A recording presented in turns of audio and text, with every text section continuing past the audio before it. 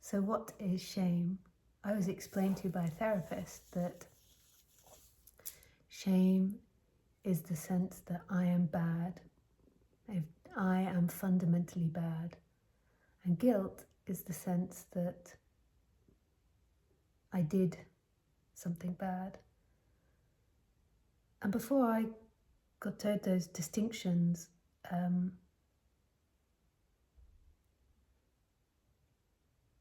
I felt of shame more like I was embarrassed about doing something. And I think a lot of people have that feeling, and still there's there's still a feeling like ashamed, like I'm ashamed that my zipper was undone, my trousers zipper was undone. But I like that definition when coming to understand personalities, that shame is I am bad, and guilt is I did bad, I did something bad. So from her perspective, I think it was the shame is pathological, whereas guilt is the more healthy, like I did something bad, like there isn't actually somebody that's bad. So from non-duality, who would be the person that's bad? That's an illusion that there's a solid character in here. But the body can do something bad. The body could drink or drive or be disrespectful. So the body could do something bad, but the body isn't inherently bad. There is no body here. There isn't something solid. There are actions that come out, and then those actions belong to this seeming body. So this body did something bad. So this idea that I am bad, so from what I understand from a psychological perspective, and I'm sure all psychologists have their own opinion, it changes from different psychological practices and theories.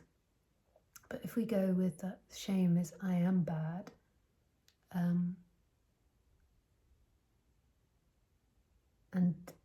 I think that a lot of therapists see the basis of personality disorders as shame, or particularly the basis of narcissism. Like I am bad is their core feeling, and so they're always trying to prove that they are good. There's also lots of complexities to it, because there's maybe some, if you think about maybe sociopaths or some people that commit crimes where they're constantly trying to prove that they're bad. But in the most cases, if you think of people that are higher on narcissism, they are often trying to prove that they're good. And narcissism is so complex, and there's so many different ways in which it expresses. But if you think of the people that you know that are higher on narcissism, you'll notice that they're always trying to look good. They're always trying to look better than. They're always trying to look like the best. So you could say that they're very prideful, which is maybe in some ways the opposite to shame. But really what they're trying to cover up is I am bad. And when you look at people in that regard, and it doesn't just reflect narcissism, everyone can have different degrees of this, and some people that are really empathetic can have a very strong feeling that they are bad. It's so interesting what it does, because what I notice, if someone has strong shame, they can't take any responsibility for any of their emotions or feelings. And if they can't take responsibility, then they can't have intimacy with people. And they're sort of the relationships, they're bullying the other person, they're manipulating the other person into constantly trying to see them as all good, because they're so terrified of being seen as bad. So it's really interesting to watch and to work with that, with people in groups, with one-to-one sessions. I'm not a therapist, but the reason that it relates to non-duality is because of the sense of doership. So the sense of doership and I am bad, or the sense of self and I am bad, are very interrelated.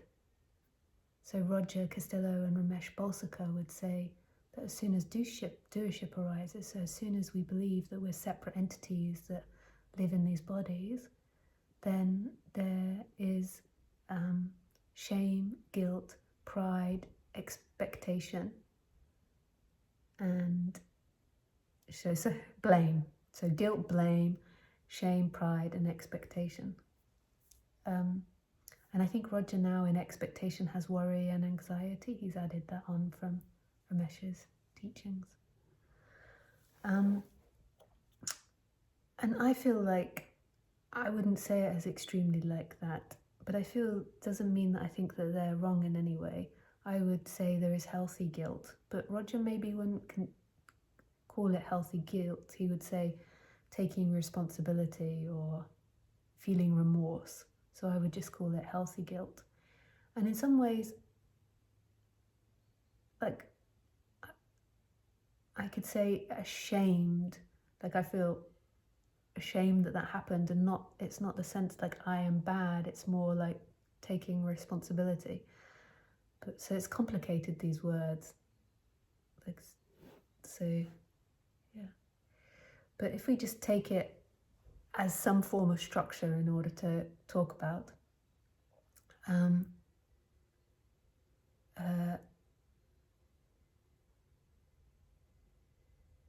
if we just take it like as an outline, this I am bad can stop the investigation inwards into the personality structure. So what I notice is that people that maybe have a strong I am bad, they're very interested in being enlightened, they're very interested in being free, and they talk a lot about the freedom, but they're not interested in looking at the illusions of their personality structure because they're so terrified of being bad, which they're not. They're absolute love. So it can often create a hollowness. So I often think that they feel like they're enlightened, or they're telling themselves the story that they're enlightened, but there's like a hollowness to it. And if you investigate inwards, it's often because there's great fear of being discovered, of being bad. And it's so strong that nothing you can do can help them to go inwards. And even if you do try to point inwards, the knee-jerk response will be to blame you and to project that badness onto you, like you've done something wrong, you're a bad teacher, you shouldn't do this, you shouldn't do that, this is happening, that's happening, and it's because of that and that person, so they often can't go into I am bad. But there's also people that can go into I am bad and they're not narcissistic, but it's still incredibly painful. It's one of the most, I think, insidious problems that the human have, is the feeling that they are bad. It's like the eating the apple of knowledge in the Garden of Eden. I have sinned, I am a sinner, I am bad. And what happens in non-duality, and this is why I feel like it's the absolute freedom, is remembering that you are love, that you are that which is beyond good and bad. You are absolute love. And what I think has to happen with the shame is that there has to be a getting used to sitting with that extreme feeling. Not if it goes into trauma, not if it goes into like excessive shame where you become like paralyzed. It can be that bad for some people.